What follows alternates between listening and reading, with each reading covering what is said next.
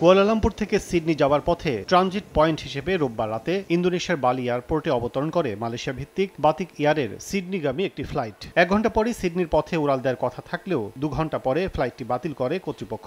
এতে অস্ট্রেলিয়ার এক বিশ্ববিদ্যালয়ে ভর্তি হওয়া বাংলাদেশি 2 শিক্ষার্থী আটকে যায় বালি এয়ারপোর্টেই। ফ্লাইট বাতিলের প্রায় 60 ঘন্টা পেরিয়ে গেলেও সিডনি যেতে পারেননি 2 শিক্ষার্থী আদনান আল মাহমুদ ও মুহসিনুল হোসেন। অভিযোগ, প্রায় 2 দিন তাদের কোনো খোঁজ খবরই নেয়নি বালি এয়ারপোর্টে থাকা বাতিক এয়ারের কর্তৃপক্ষ। সঠিক সময়ে সিডনি পৌঁছাতে না পারায় 14 জুলাই শুরু হওয়া সেশনের ওরিয়েন্টেশন ক্লাসে উপস্থিত না হতে পারায় প্রথম সেমিস্টারের সংখ্যায় পরিবার। এয়ারলাইন্সের বিরুদ্ধে বেসামরিক বিমান মন্ত্রণালয়ে অভিযোগ করেছে উৎকণ্ঠায় থাকা শিক্ষার্থী আদনানের অভিভাবক। 13 তারিখ দিনগত রাত গেল, 14 তারিখ সকালে আবার এদেরকে যখন আমি বললাম তখন 14 তারিখে তাদেরকে 3টা দিকে আর কি একটা লাউঞ্জের মতো একটা জায়গা, বসার জায়গা দিছে এবং তারা কেয়ার করছে, কিছু খাবার দাবার দিছে।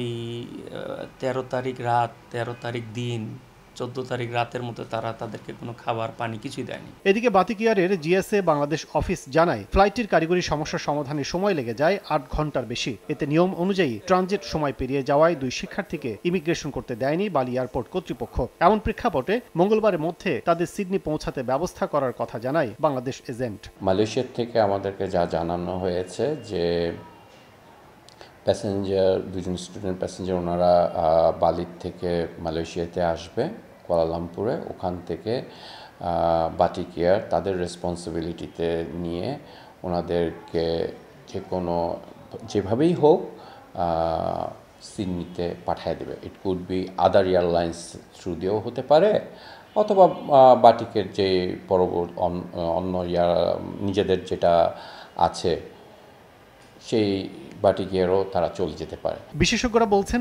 দায়িত্বহীন আচরণে যাত্রী ক্ষতিগ্রস্ত হলে জরিমানার আওতায় আনতে হবে সংশ্লিষ্ট এয়ারলাইন্সকে। এইটার জন্য আমি মনে করি এয়ারলাইন আলটিমেটলি কম্পেনসেশন দাবি করা উচিত এয়ারলাইনের কাছে। টিকিট শিডিউল অনুযায়ী 12 জুলাই দিবাগত মধ্যরাতে ঢাকা থেকে সিডনির উদ্দেশ্যে যাত্রা করে বাংলাদেশি 2 শিক্ষার্থী। মাঝে যাত্রা বিরতি ছিল কুয়ালালামপুর। বিরতি শেষে সিডনি পৌঁছানোর কথা ছিল 14 জুলাই স্থানীয় সময় ভোর 6টা 5 মিনিটে। কাজল আব্দুল্লাহ, সময় সংবাদ, ঢাকা।